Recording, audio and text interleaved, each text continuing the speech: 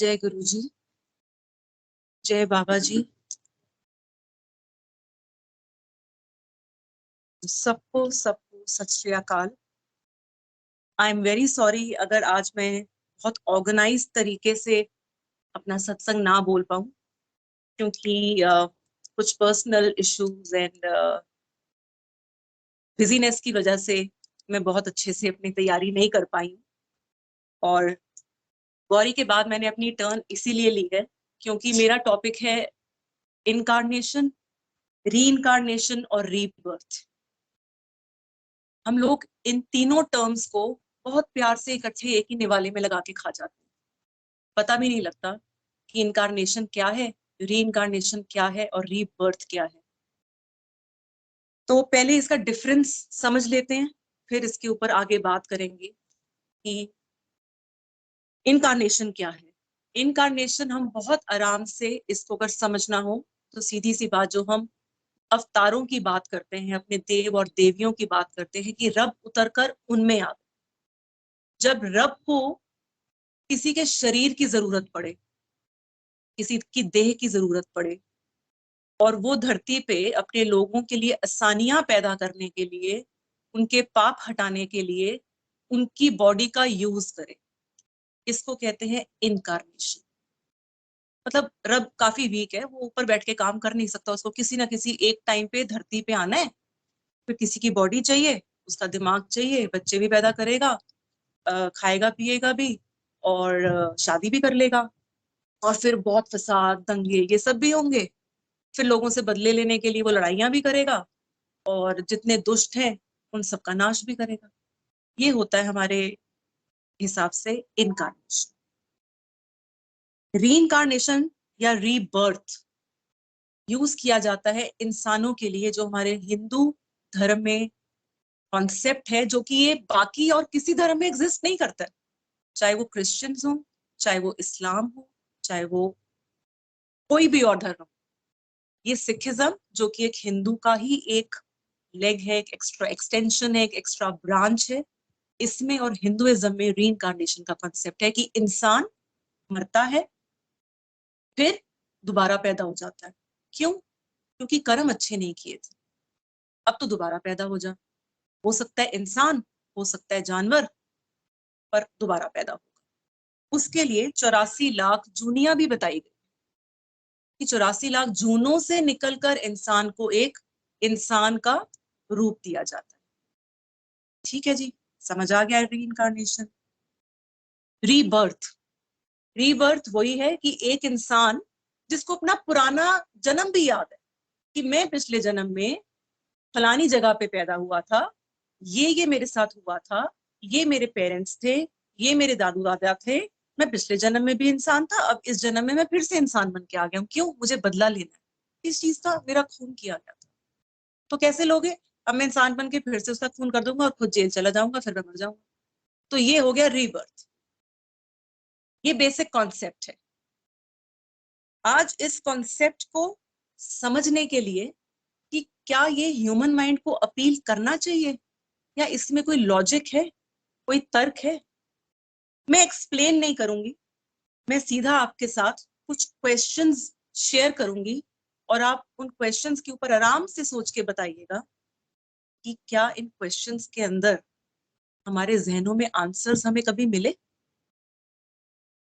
पहला क्वेश्चन है, मान लेते हैं रीइनकारनेशन या इनकारनेशन की बात करी जाए अगर, तो अभी गौरी ने जो बात करी, इसलिए मैंने गौरी के बाद अपनी टर्न ली कि हमने समझा कि रब की सबसे बड़ी कैरेक्टरिस्टिक्स है कि उसकी कोई फिजिकल बॉडी नहीं, उसकी कोई फॉर्म नहीं, वो किसी टाइम के ऊपर डिपेंडेंट नहीं है, और उसको कहीं रहने के लिए एक स्पेसिफिक जगह की जरूरत ही नहीं है।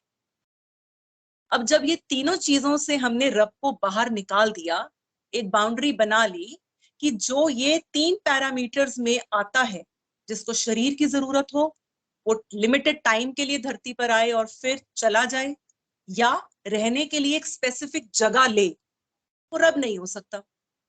अब जब वो रब नहीं हो सकता, तो विष्णु जी, शिव जी, ब्रह्मा जी, साईं बाबा जी, Krishna ji, Guru Nanak Dev ji and so called so many महापुरुष जिनको हम बहुत प्यार करते हैं, दिल से इज्जत करते हैं, उनको भगवान कहने की हिम्मत कर कैसे लेते हैं? ये जबान से निकल कैसे जाता है? क्या आप अपनी माँ को छोड़कर किसी और को माँ बोलें और अपनी माँ को भूले हों, आपकी माँ आपको माफ कर देगी? पर नहीं, हम सदियों से ये करते आ रहे हैं, अपने पेरेंट्स को भी करते देखा, ग्रैंड पेरेंट्स को भी करते देखा, तो वो चीज हमारे लिए भी सही हो गई। बट कभी सोचा नहीं कि ये सही कैसे हो सकती है, इस बारे में कभी ध्यान नहीं दिया। इस चीज के ऊपर इनकारनेशन तो खत्म है कि रब इतना वीक नहीं है कि उसको एक टाइम पे कहीं आने के लिए किसी की बॉडी की जरूरत पड़े। वो मेरा रब है और हम सबका रब है, उसके अंदर इतनी शक्ति है कि वो जहां है, जैसा है, वहीं से जो चाहे, एक सेकंड के फ्रैक्शंस में भी चाहे तो ये धरती पूरी उल्टा सकता है। ये लोग उसने भेजे अपनी प्रॉपर्टीज रख के, but may be a little percentage of that property. जब हम वो प्रॉपर्टीज को रब से कंपेयर करते हैं, और रब तो हमें दिखने वाला नहीं है, ये ह्यूमन की एक वीकनेस है कि हमें दिखने वाले रब चाहिए। तो जब उनके अंदर वो चीजें नजर आती हैं, तो हम बहुत आसानी से कन्वीनियंटली बोल देते हैं यही रब है, मुझे कुछ नहीं करना, इसी को रब बनाओ, सारी प्रॉब्लम्स इसको दे दो, बात खत्म। फिर जब बहुत पाप बढ़ेगा तो रब फिर आ जाएगा। हम सब आजकल एक और रब की इंतजार कर रहे हैं कि धरती पे ना बहुत बड़ा कलयुग आ चुका है, प्रलय आने वाली है, पता नहीं रब कब उतरेंगे। तो अभी वो क्या वकेशन बना रहे हैं, या उनको दिख नहीं रहा है कि दुनिया में क्या काम हो रहे हैं, क्या नहीं हो रहे हैं। इसलिए इनकारनेशन तो मेरे हिसाब से मेरे माइंड को अपील नहीं करता कि रब को किसी बॉडी की जरूरत नहीं। अब चलते हैं री इनकारनेशन पे। री इनकारनेशन क्यों गलत लगता है, इसका क्वेश्चन है। जितने ये महापुरुषों का हमने नाम लिया, मोसेस जी, डेविड जी, मोहम्मद साहब जी, गुरु नानक देव जी, साईं बाबा जी, गुरु नानक देव जी, कृष्ण जी, गणेश जी, जितने आप देवी देवताओं को सो कॉल्ड को रब कहते हैं, इसका मतलब राम जी, इनकी जिंदगियों में इन्होंने पिछले जन्म में बहुत पाप किए थे, तभी तो इस जन्म इतना भोगा ना। पत्थर भी खाए, अपने ऊपर पागल का टाइटल भी लिया, लोगों को रब से मिलवाने आए और लोगों ने उनको 5 पैसे का तेल भी नहीं दिया। राम जी की बीवी को उठा के ले गए, उनको उनके किंगडम से बाहर निकाल दिया गया। अपनी माँ ने नहीं अपनाया, अपनी बीवी उनके अगेंस्ट हो गई, अपने बच्चे उनसे युद्ध कर रहे हैं। उन्होंने पिछले जन्म में बहुत गलत कर्म करे, तभी इस जन्म में उन्हें इन सब चीजों का भुगतान करना पड़ रहा है। अगर ऐसा है तो फिर उनको महापुरुषी का दर्जा दिया ही क्यों गया? रब ने भी दिया और इंसानों ने भी दिया। जो इतने पाप कर कर आया है उसको एक महापुरुषी का दर्जा देने का मतलब ही नहीं होना चाहिए। मेरे हिसाब से तो वो फिट ही नहीं है फिर कि उनको महापुरुष बोला जाए। तो दैट मीन्स इसके अंदर कोई सच्चाई नहीं है। उन्होंने एक रोल निभाया रब का, एक नेक सोल होने का, इसीलिए रब ने उनको ये काम देके भेजा है। जो एक इंसान दुनिया पे पैदा हुआ है, वो चाहे आज पैदा हुआ या सदियों पहले या सदियों बाद तक पैदा होता रहेगा, हमारा पर्पस ऑफ लिविंग सिर्फ ये है कि हम रब को ये दिए हुए दिमाग से समझें और पाएं। पाने का मतलब ये नहीं कि दिख जाएगा, फील करें। सब महापुरुष यही काम करने आए थे, इसके अलावा और कोई काम नहीं। आजकल के जो लोग हैं, जो ह्यूमंस हैं, व्हाट नेकीज are human beings doing that they are increasing in spite of sin and crime? क्या पहले जमाने में पाप और क्राइम ज्यादा था या आज ज्यादा है? मेरे हिसाब से पहले कुछ भी नहीं था जिस हिसाब से आज क्राइम और सिन बढ़ रहे हैं। अगर ये कर्मों का बदला है कि मुझे अगले जन्म में कुछ और गंदा जानवर बनाया जाएगा या नीची जाति का इंसान बनाया जाएगा, तो अब तो मुझे लगता है ह्यूमन बींग्स एक्सटिंक्ट हो रहे होने चाहिए, क्योंकि हम इतने पाप कर रहे हैं। बट आप अगर वर्ल्ड रिकॉर्ड देखें तो population of human beings is increasing, और जितने एनिमल्स हैं वो एक्सटिंक्ट हो रहे हैं, खत्म होते जा रहे हैं। ये पीटा वाले और जितने बड़ी बड़ी ऑर्गेनाइजेशन वाले हैं दिन रात यही दुहाइयां दे रहे हैं, अरे जी हाउस पैरो खत्म हो गई, अरे जी ये जानवर मर रहा है, टाइगर खत्म होते जा रहे हैं, लायन खत्म हो जा रहे हैं। वो ये क्यों नहीं कहता इंसान खत्म होता जा रहा है? लोग तो ये सोच रहे हैं इंसानों को कैसे खत्म किया जाए, पूरी धरती में इन्होंने तबाही मचा रखी है, इनकी पॉपुलेशन कम करो ताकि धरती में थोड़ा सुख आ जाए। तो हम तो बहुत नेकियां कर रहे हैं, तभी तो हम बार बार इंसान बन के आ रहे हैं। क्या इस चीज का उस चीज से कोई तालमेल बैठता है कि अगर हम इतने बुरे कर्म कर रहे हैं तो इंसान बढ़ क्यों रहा है? फिर तो कम होना चाहिए। और जानवर कौन से अच्छे या बुरे कर्म करते हैं, बीइंग जानवर, जिसके बेसिस पर उनका अगला जन्म होता है? अब 84 लाख जूनियां दे दी, अब मैंने कुत्ता बना, अब मैं कुत्ता बन के कौन से पाप करूंगी, या मैं कौन सी नेकियां करूंगी जिसके बेसिस पे मेरे को अगला जन्म मिलना है? 84 लाख जून मिलने हैं, उसकी क्या बेसिस है? जानवर तो कोई बुरे कर्म करते ही नहीं है, ना उन्होंने अच्छा करना है। उनकी बेसिक इंस्टिंक्ट्स हैं, वो खाएंगे पिएंगे, बच्चे पालेंगे, 10 साल 15 साल 20 साल मर जाएंगे। तो फिर ये री इनकारनेशन का क्या मतलब? फिर वो अगला जन्म किस बेसिस पे पा रहा है? मुझे समझ नहीं आता है। इंसान बनना ही कौन चाहता है जब जानवर होना इतना आसान है? मुझे आज ऑप्शन दिया जाए कि जैस्मिन अगले जन्म में क्या बनोगी, या किसी अमीर के घर का कुत्ता बना, क्या शानो शौकत है, बर्थडे मेरा मनेगा, केक मेरे कटेंगे, ऐसी गाड़ियों में मैं घूमूंगी, बच्चे मेरे को नहीं पालने पढ़ाने, मेरे को नहीं, सास ससुर का चक्कर नहीं, पति की कौन सहेगा, जियो 8-10 साल मर जाओ। किसको बनना है इंसान? मुझे तो नहीं बनना। आप सब अपने आप से पूछ के देखिए कि आप अगले जीवन में इंसान बनना चाहते हैं? नहीं। तो फिर क्या कर्म, और ये कौन सा हिसाब किताब? कुछ लॉजिक नहीं बैठता। और अब ये बताएं कि 84 लाख पाप कौन से हैं जिसके बदले में हमें 84 लाख जूनियां मिलनी है? मुझे तो 8-10 पाप से ऊपर कोई पाप नजर ही नहीं आते। वही लोभ मोह क्रोध अहंकार जेलेसी, 8-10 में ही इंसान पैदा हुआ था। यही जो थोड़े बहुत होंगे 20-25 हो जाएंगे, 100 ले लो 150 ले लो। 84 लाख पाप और उनके बदले के 84 लाख जून कहाँ पे है? और ये कहाँ लिखा है कि मुझे कौन से पाप के बदले में कौन सी जूनी मिलनी है कि मैं वो पाप ना करूं? कहीं लिस्टेड नहीं। जब किसी धर्म को और रब को समझना होता है तो हमें सो कॉल्ड ह्यूमन बींग्स की बनाई हुई ग्रंथों में नहीं, जो रब ने इंसानों के लिए ग्रंथ लिखे हैं उनमें से जांचना चाहिए। कौन से पाप के बदले में कौन सी जूनी मिलेगी, इसकी लिस्ट कौन बना रहा है और कहाँ है? प्लीज मुझे कोई लाके दिखा देना ताकि मुझे पता लग जाए। मुझे ये जीवन बहुत प्रेशियस है। सब कहते हैं कि इंसानी जीवन बड़ा मुश्किल से मिलता है, तो वो कहाँ है ताकि मैं ये जीवन ठीक से गुजार लूं? और कौन सा पाप या गलती ज्यादा बड़ी है या छोटी? कौन सा जानवर मुझे पहले बनाया जाएगा या कौन सा बाद? अब इस जीवन में मैंने झूठ भी बोला, चोरी चकारी भी करी, बच्चों को भी मारा, पेरेंट्स के साथ भी बहुत ऊंचा नीचा बोला, बेइज्जती भी करी, बिल्कुल परफेक्ट लाइफ नहीं जी।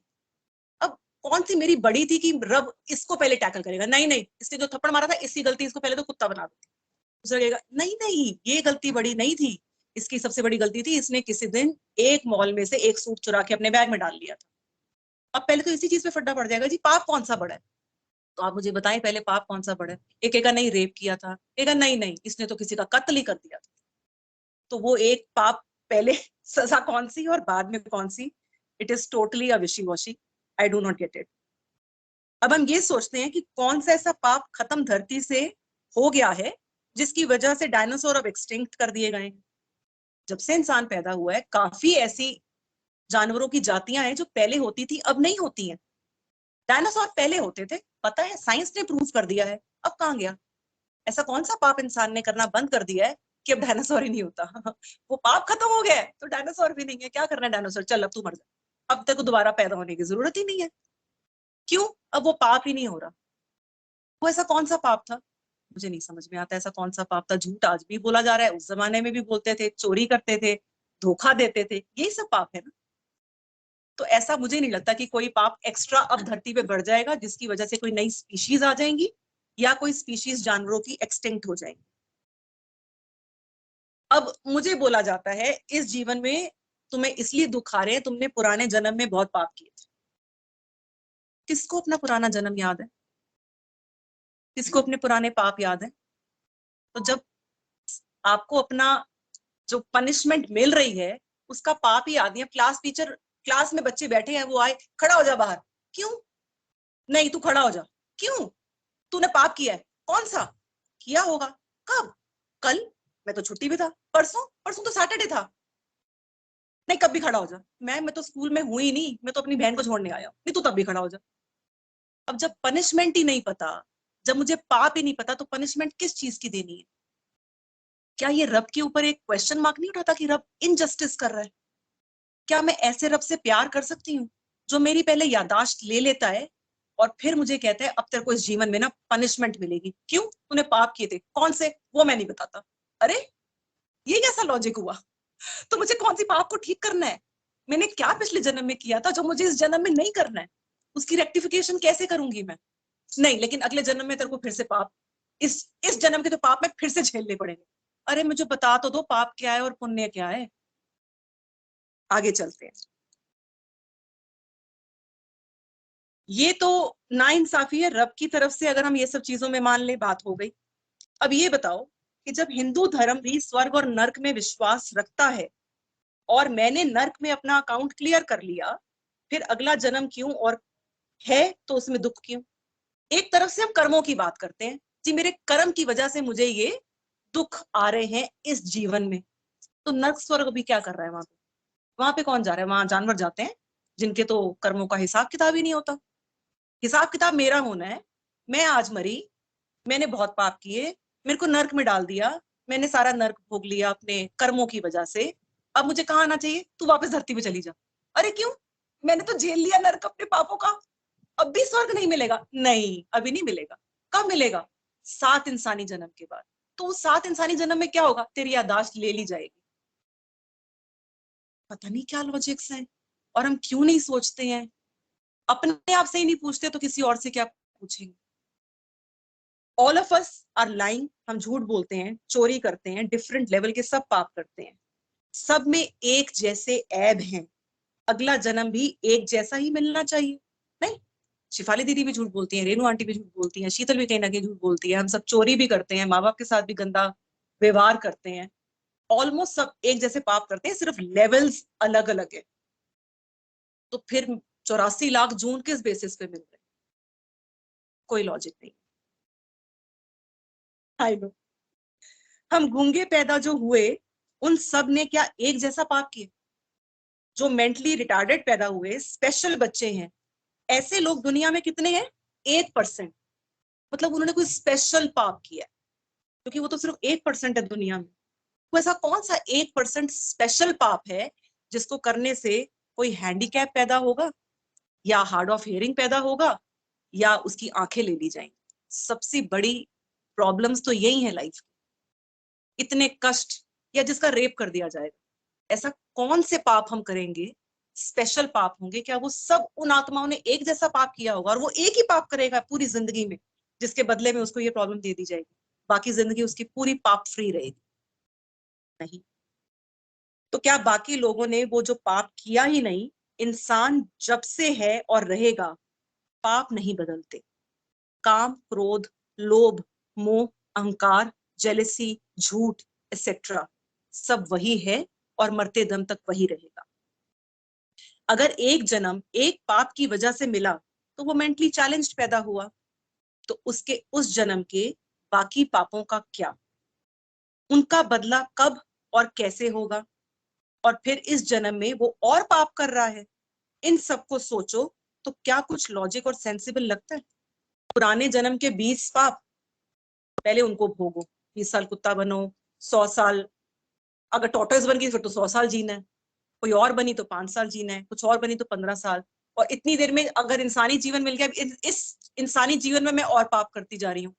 पुराने कब सेटल होंगे, अगले कब सेटल होंगे, उसमें मैं और करती जा रही हूँ, क्योंकि मुझे क्लैरिटी नहीं है। ना मेरी मेमोरी है, ना मुझे क्लैरिटी है कि कौन सा पाप ठीक है, कौन सा कर्म ठीक है, कौन सा कर्म ठीक नहीं है। तो ये साइकिल खत्म कब होगा? ये तो एंडलेस है। अगर ये एंडलेस है तो रब का वजूद क्या है? उससे डरना ही क्यों है? देखा जाएगा ना, अगले जन्म में देखेंगे। ये जन्म तो जी लो। इसीलिए आज के टाइम में इसी जन्म को स्वर्ग और नर्क का दर्जा दे दिया गया है, क्योंकि लोगों ने स्वर्ग और नर्क की पनिशमेंट और रिवॉर्ड को सोचना और जानना छोड़ ही दिया। कर्मों की तो बात हो रही है, पर हिंदू कॉन्सेप्ट में स्वर्ग और नर्क की जो बात हो रही है उसके बारे में कोई नहीं सोचा। वहां कब जाना है पता ही नहीं। हम खुद ही रब को मजाक बना देते हैं। Why the concept of one life makes more sense, इसकी बात करते हैं। साइंस और इवन मेडिकल प्रैक्टिशनर्स जो हैं, वो इस कॉन्सेप्ट को, किसी ने आपने नहीं सुना होगा कि वैलिडेट करता है कि एक इंसान जब मर जाता है तो वो बार बार वापस आता है। बार बार उसकी बॉडी चेंज होती है, किसी ने नहीं कहा। वेदों में इस चीज की बात की गई है, बट वो ये बात है जब इंसान यहाँ से मरता है उसकी बॉडी ले ली जाती है, और जब उसकी आत्मा ऊपर जाती है तो उसको बॉडी दोबारा दे दी जाती है। इसको कहते हैं आत्मा का चोला बदलना। किसी भी हिंदू वेद में ये 84 लाख बार चोला बदलने और दोबारा जमीन पर आने की बात नहीं कही गई। ये कही गई है भगवत गीता में एक बार, उसको भी मिस इंटरप्रेट किया हुआ है, ये पंडितों का किया हुआ है। मैं आपको आगे बताऊंगी कैसे। If many births are there then we lose the purpose of life. अब इतने जन्म है, उसके बीच में 7 जन्म इंसान के भी हैं और 84 लाख एनिमल्स के भी हैं, तो क्या हम इस लाइफ को वैल्यू करेंगे? वैसे कहते हैं ये वाली लाइफ बड़ी प्रेशियस है। क्या प्रेशियस है? मर जाना है फिर आ जाना है, फिर मर जाना है फिर आ जाना है, पता नहीं क्या होना है, मुझे तो याद भी नहीं रहना। जब मुझे याद ही नहीं रहना तो करते जाओ जो करना है, किसको परवाह पड़ी। देखी जाएगी फिर जो होगा, सबके साथ ही होना है। वो डर दिल से निकल जाता है। अब बात करें अगर कि माने कि एक जन्म है, तो इस जन्म में हमें पेन क्यों आते हैं, फिर कष्ट क्यों है? कोई इंसान ज्यादा अमीर क्यों है, कोई इंसान ज्यादा गरीब क्यों? जब एक जन्म है तो रब की ये भी जस्टिफिकेशन तो समझ नहीं आती ना कि उसने सबको एक जैसा जीवन क्यों नहीं दिया। रब ने इसलिए ये एक जैसा जीवन नहीं दिया क्योंकि ये एक जीवन जो है वो पूरे इंसानों के लिए शुरू से लेके आखिर तक जजमेंट है, ये ट्रायल है, ये टेस्ट है। कौन अच्छा है, कौन बुरा, कौन बेहतर है, कौन वर्स है, कौन सबसे बड़ा बिलीवर है और कौन से सबसे बड़ा नॉन बिलीवर है।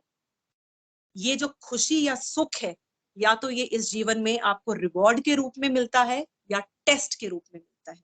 और इसी तरीके से जो दुख है या कष्ट है या बीमारी है, वो आपको एक पनिशमेंट के तौर से मिलता है जो आप इस जन्म के कर्म कर रहे हैं, पिछले जन्म के नहीं। इस जन्म के भी जैसे स्मॉल यूनिट टेस्ट होते हैं, उस तरीके के छोटे छोटे टेस्ट। मेन जजमेंट आपकी मरने के बाद ही होगी, पर छोटे टेस्ट अभी भी दे दिए जाते हैं इंसान को समझ देने के लिए, एज अ साइन देने के लिए कि समझ जा, अभी भी समझ जा, अभी भी पहचान जा, तेरा फाइनल टेस्ट होना है, तेरी फाइनल रिपोर्ट कार्ड बननी। और जजमेंट एक ही बार होगी, एक जीवन, एक टेस्ट और एक ही result. Both either ways can be there to bring us closer और draw us away from God. ये सब चीजें, मैं किसी को, जब इंसान को रब बहुत कुछ दे देता है ना, उसमें इतना अहंकार, प्राइड और प्राउड आ जाता है, वो कहता है कौन रब, मैं रब।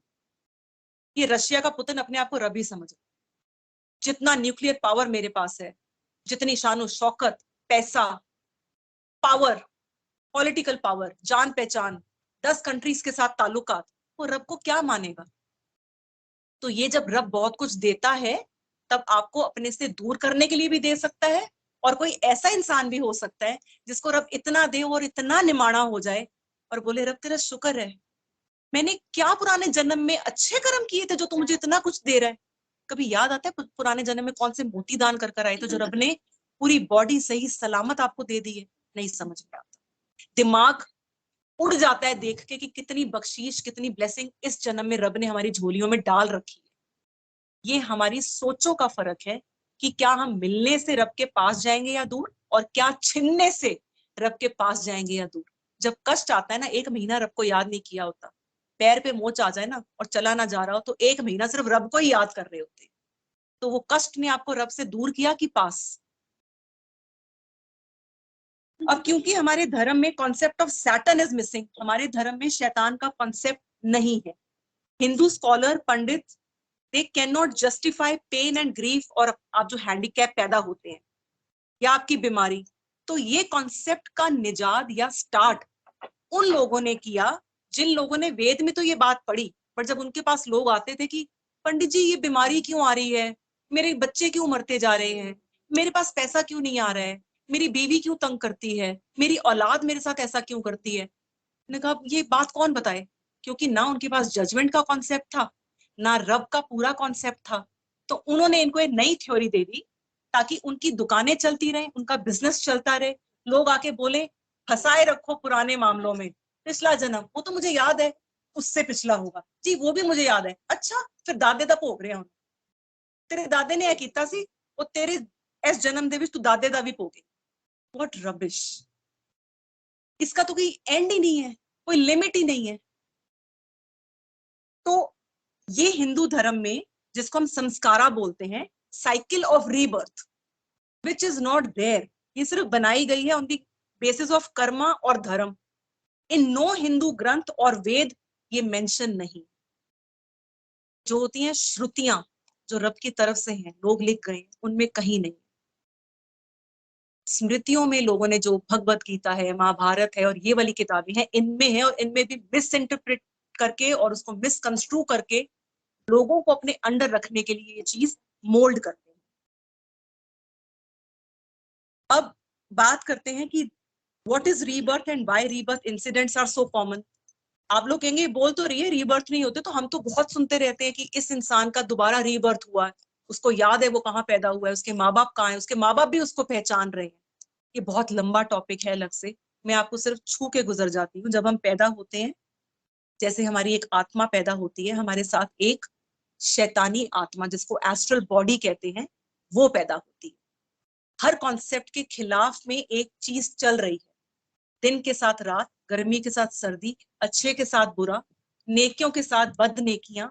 ऐसे ही रब के खिलाफ खड़ा है शैतान, और उसका काम सिर्फ इस जीवन में, जब तक धरती नहीं खत्म हो रही, इंसान को उसके रब तक ना ले जा पाना मकसद।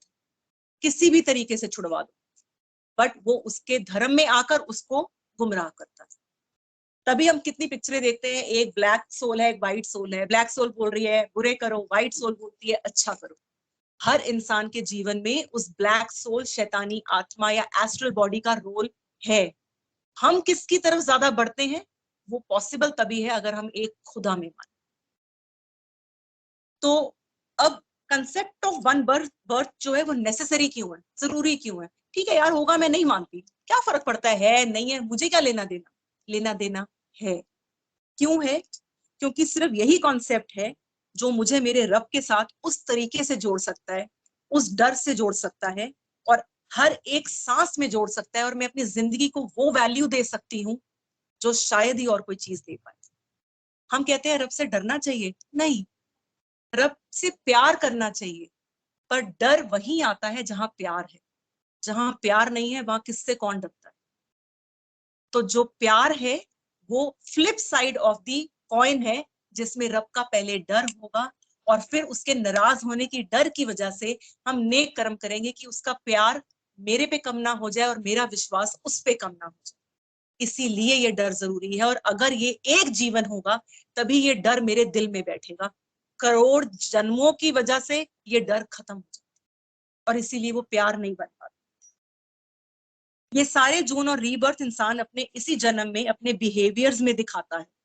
हम कभी कुत्ते के जैसे बिहेव करते हैं, कभी सांप के जैसे, कभी बिल्ली के जैसे, कभी चीते के जैसे, कभी गीदड़ के जैसे, तो कभी किसी भी जैसे। अब वो जन्म मैं यहाँ पे दिखाऊं, या मरने के बाद जब मेरे को रब ने पनिश करना होगा ना, तो फिर तो मैं कहती हूँ 84 लाख क्या, वो 84 करोड़ जीवन जूनिया भी मेरे को देनी हो तो वो केपेबल है। उसको 84 लाख जून में अपने आप को इनकैप्सुलेट करके रखने की जरूरत नहीं। तो 84 लाख नहीं, वो 84 करोड़ दे देगा। उतारेगा, डालेगा, फिर पनिश करेगा, फिर डालेगा, फिर उतारेगा, फिर पनिश करेगा, क्योंकि इस जीवन से जाने के बाद डेथ नहीं है। मौत और जीवन एक बार मिलता है। जब जीवन एक बार मिला है, मौत एक बार आएगी, और जब मैं मरने के बाद उसके पास चली गई तो वो डेथ को भी किल कर देगा, और जब मौत ही नहीं है तो मुझे मौत कहां से आनी? वहां हम सब गिड़गिड़ाएंगे, अब और नहीं सहा जा रहा, रब मौत दे दे। कहेगा मौत तो मर गई, अब कहां से दे दो? अब जिंदगी भर या हमें स्वर्ग में रहना है या नर्क में रहना है, ये डिसीजन हमारा है कि वो हमें जिंदगी भर नर्क में रखे या स्वर्ग में। वो सबको स्वर्ग भेजना चाहता है, नर्क हम खुद जाते हैं। बुरे कर्मों के फैसले तो आप रीबर्थ से कर लेंगे, पर आपके emotions, feelings, sincerity, thoughts, intentions, उसका फैसला कौन, कब और कैसे करेगा? ये फैसला सिर्फ रब की जात ही कर सकती है। कर्मों के तो कर लेंगे। मैं आपको आज कुछ बुरा बोल के आपके दिल को इतनी ठेस पहुंचाऊं, इतनी ठेस पहुंचाऊं, उसका फैसला कौन सी कोर्ट से कराएंगे? आपकी बेटी का रेप करके, कत्ल करके सड़क पे फेंक दूं, आप ज्यादा से ज्यादा क्या करेंगे? उस आदमी को फांसी पे चढ़ा देंगे? क्या आपका दर्द कम हो जाएगा उससे?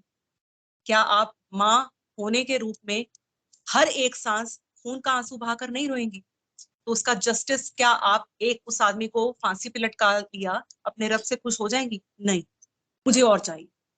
मैं as a mother of a girl, मैं इस चीज से खुश नहीं हूँ। उसने मेरी बेटी को इतनी दर्द देके कत्ल कर दिया और उसको सिर्फ फांसी पे चढ़ाया गया तो वो इक्वेट हो गया। इमोशंस, फीलिंग्स, सेंस, इंटेंशंस, इन सबको सिर्फ रब देख सकता है। पेन सिर्फ रब महसूस कर सकता है, खुशी सिर्फ रब महसूस कर सकता है। दुनिया का कोई डॉक्टर नहीं बता सकता किस इंसान को ज्यादा दर्द हो रहा है, किस इंसान को कम हो रहा है। उसके लिए कोई इंस्ट्रूमेंट नहीं बना है। ये सब रब एक ही टाइम पर करेगा, एक ही दिन करेगा और सबका एक साथ करेगा।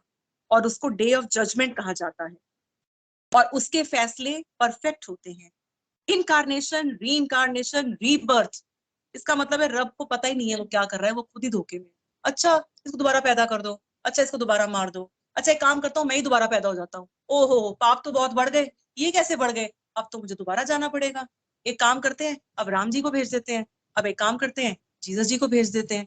क्योंकि हम रब को अपने जैसा समझते हैं कि जैसा टाइम हो रहा है रब को वैसी समझ आ रही। रब शुरू से लेके आखिर तक की सृष्टि में जो होना है उसे सब पता है और उसे किसी देहधारी इंसान की जरूरत नहीं है आके यहाँ पे करेक्शंस करने के लिए। हम उसको ही ये सब चीजों में बिलीव करके इम्परफेक्ट कर देते हैं।